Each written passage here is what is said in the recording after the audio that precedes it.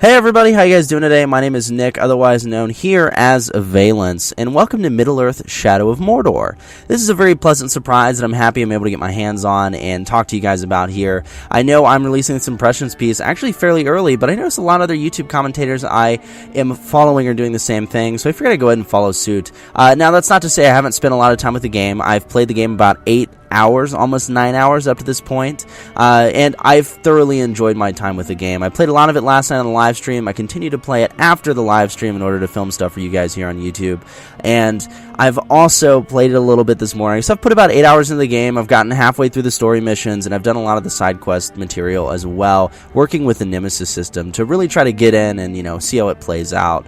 So this impressions piece, while it may seem like it's early, I promise you guys I've spent a lot of time with the game, and I did want to get this out earlier in the week because I know many people are debating picking this game up, and I figured I'd go ahead and give you guys my 10 cents. There's a couple of things I want to talk about here. We will briefly discuss the story, and I'm not going to go into it too much except the first 5 seconds of the story. Essentially, it's the opening cutscene, which, by the way, amazing tutorial in this game. It really gets you acquainted with the reason Talion's fighting and why he has so many problems with what's going on in the world of, Mordor, so to speak. So I really appreciated that. It's definitely one of the best game openers I've ever seen because it doesn't hold your hand, right? It says, okay, this is how you do this, this is how you do this, this is how you block, this is how you attack, this is how you use a bow. Welcome to free roam. So this game throws you right into free roam almost instantly, but I do highly recommend doing a lot of story missions. One of the big mistakes that I did when I first came into the game was we were live streaming, so I was like, oh dude, we have to do free roam. But the story missions unlock a lot of your main abilities that actually help you navigate the world in free roam and deal with a lot of these orcs that are in the Nemesis system, especially the higher ranked captains. And that's something that I really wish I would have done in the stream, is do a couple story missions to unlock some abilities like Shadow Strike, for example, which really helps out. So my recommendation to you guys, if you're just picking up the game, go ahead, do the first 7 or 8 story missions, unlock a lot of abilities that you can then use in order to suit your playstyle. For example, I play very stealthily. I did not get abilities like the ability to poison their food, or the ability to do an aerial assassination, or the Shadow Strike for archers, which is an execution where you teleport as the Wraith and then just execute somebody. It's really cool. One of my favorite abilities. Until later in the game, so I highly recommend just doing those story missions and then going into free roam so you get the full experience out of it. Now, that being said, the characters in this game are very interesting, and I know it's a short story. I've been told that you can complete it in about 12 hours if you just play through the story missions, which means it's very similar to an Assassin's Creed type game, just, a little bit shorter. So the story missions do feel very much like an Assassin's Creed type game. You're going to this point, you're doing this, but the one thing I do like about this game is it's not an instant fail half the time. One of the things that I really appreciated is I was able to do the missions how I wanted to do them. I play stealth, that's fine. If you play very aggressively and you want to take them on in melee, that's fine. If you want to use your allies in order to help you in the story mission from the orc army, that's fine. It allows you to play the game the way you want to play it, which is something I really appreciate.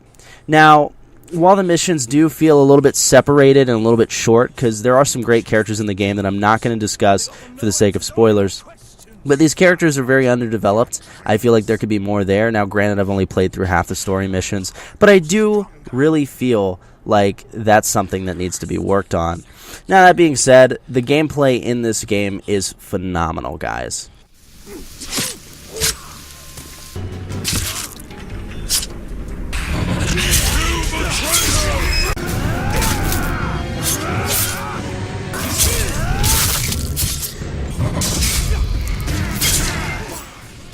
So I figured it was easier to show you guys, so that's what that was. That's a little bit of combat, and those are some of the more brutal execution scenes and things like that, but it really just goes to show that the combat in this game is something that's very similar but also very different. And when I say very similar, I mean it's very similar to the Batman Arkham style combat, right? You're attacking, you're countering, you're performing combos, and you're building up a hit chain, and that's exactly how it works.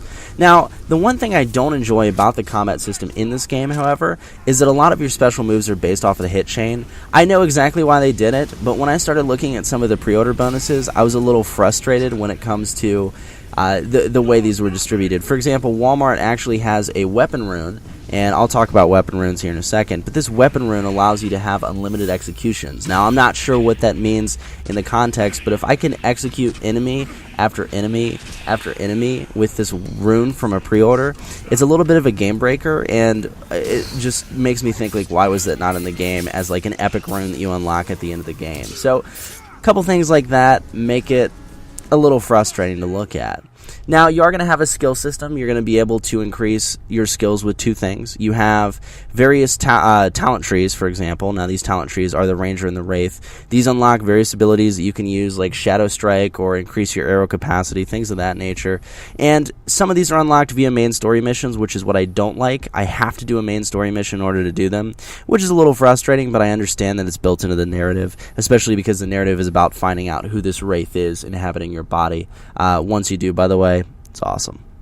Now, you also have attributes, and these attributes are bought using a currency called Mithril, I believe. I'm probably pronouncing that wrong. It's an elvish currency that you're able to get from tearing down runes as well as doing side content, so that's how you do that. Now, you do have 3 weapons at your disposal. You've got your main sword, which is combat. You have your hidden blade, wonder where that came from, which is your stealth combat. And then you've also got your bow. Now, each of these different weapons is available to you from the very beginning of the game, which is something I really appreciate. And you can upgrade these weapons a variety of different ways and constantly use them, which is, again, I love. It's great. Now, one thing I do want to point out here is that you do have weapon runes. Now, while I haven't really dove into the system too much, apparently killing captains in a specific way by, exploiting their weaknesses, having a perfect execution, not losing any health, things of that nature, allows you to get these rare runes. Now, these rare runes you can embed into your weapons in order to augment your abilities. I haven't played around with the system too much. It seems really neat, but I'm curious how deep it really is, as far as like the customization goes. But there's a lot here for a game compared to a game like Assassin's Creed where you just get, your abilities and that's it, So by the time you've unlocked all your stuff, it's like, okay, I can't further augment these to my playstyle, and that's something I really like in Mordor. Now, one key thing I want to talk about here, there's no health regen. You have to gather herbs in order to regenerate your health. And if you die, you will come back because you're obviously bound to the Wraith with a curse, which, again, won't go into for the sake of spoilers. But, I love this system because it makes it challenging. You're constantly worrying about your health. And even though you feel very powerful, you are not invincible. By dominating various mines and controlling the environment by using things such as Caragors, which are the wild beasts that you can ride around on, similar to like a mount, right, by possessing them, you're able to turn the tide of battle, but it actually makes you think about combat, wonder how you can mess with the situation, and lets you execute it that way, which I love. I love having this freedom in a game like this, and I think it is well overdue that we have a game that does this, especially one that's set in the Lord of the Rings universe. Now, there's a lot of great abilities. Wraith Vision, very similar to the Assassin's Creed Vision or the Detective Vision that you'd see in Batman. Lets you see enemies, but the one thing I do like about it is while it lets you see enemies around your vicinity and various other things like footprints and, beast prints and things you can track around, you're not able to see anything else, so you can't see the walls in front of you or anything like that. It is the world of death. So it's very interesting to have that mechanic in there. You've also got abilities like, your archery, so you can summon a bow. You have a limited amount of arrows, which you can replenish by picking up arrows or draining energy from other orcs, which is a very, very cool mechanic.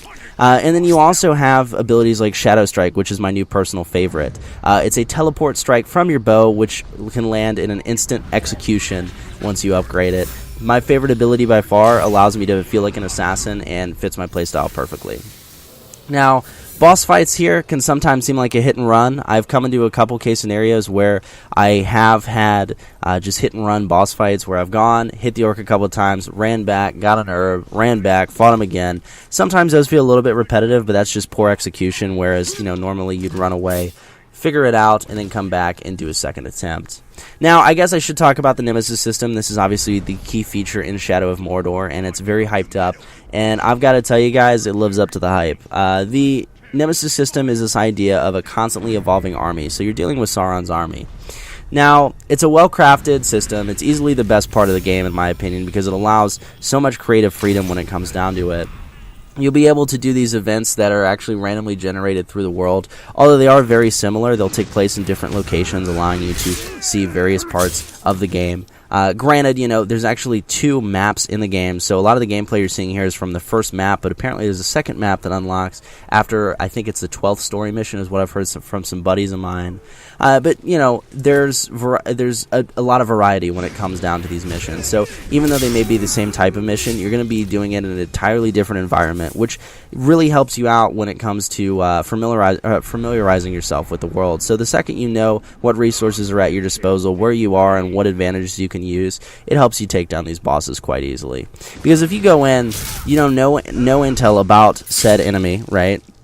And you don't know that he has a bunch of buddies or that he can summon others, you're going to die quick. And it's something that I was really surprised by. We were doing a live stream of the game, the launch party live stream, and we had a little game going where, me, Steven, and Jeff, whoever would die would have to get the revenge kill on the orc that killed him.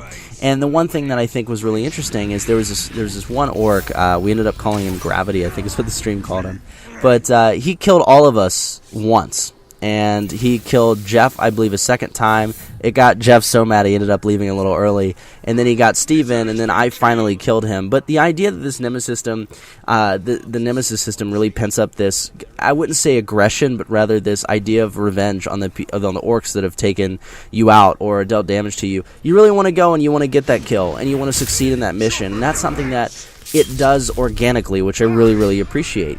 I have a reason to go kill this orc who's slain me like 6 or 7 times because I want that revenge kill. I want that opportunity to take him out. And that's something that no game has ever been able to do for me, which is great. I'm not doing it because I need to. I'm doing it because I want to. And I haven't felt that way about a video game in years.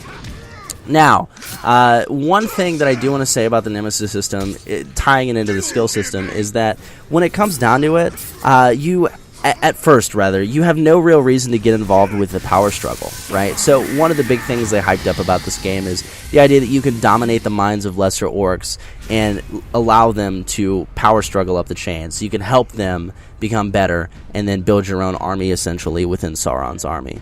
Now, I've played 8 hours of the game, I've gone through half the story, and I still have not unlocked the ability to do that. It's called branding, and you pick it up from a main story mission, so I know it's further down the road, I know I have to get to the story to get it, and without this ability I cannot take on the challenge, so to speak, of supporting my own army in Sauron's army and dominating these orc minds and turning guard captains against their, commanding officers and things of that nature. This was very hyped up in the game, and honestly, it's one of the biggest shortcomings because it's so far down in the story. So I was a little disappointed by that, but nonetheless, it's still very interesting.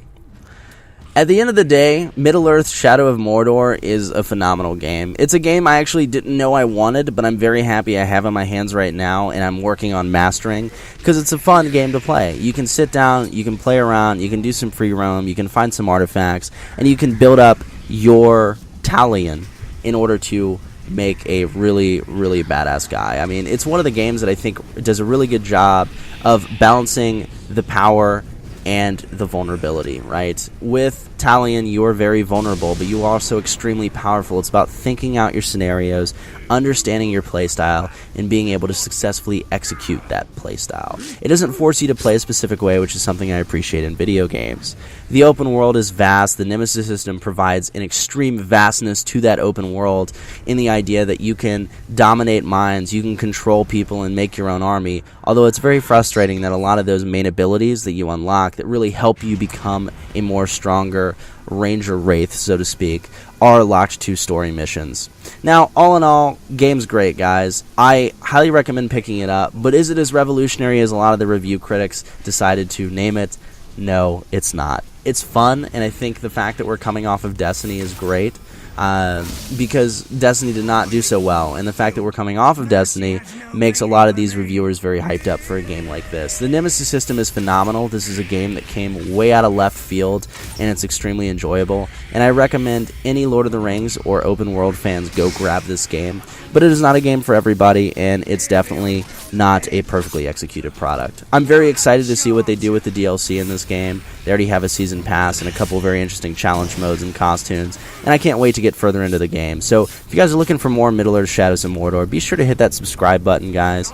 I will be doing a lot of free roam commentary over the next 2 weeks, and I can't wait to share those videos with you guys. And if you enjoy my little impressions piece here, please feel free to leave your like below, as well as leave your comment. Tell me what you thought of the game, if you've picked up the game yet, and how you feel about the game in general, or if you guys have any questions or concerns that I did not address in this video that you guys would like to have answered, drop them, and I will be responding to comments throughout the day. So thank you guys so much for watching. I hope you enjoyed the video, and I look forward to talking to you guys in the next one. My name is Nick, otherwise known here as Avialence, and I'll see you guys on the next video.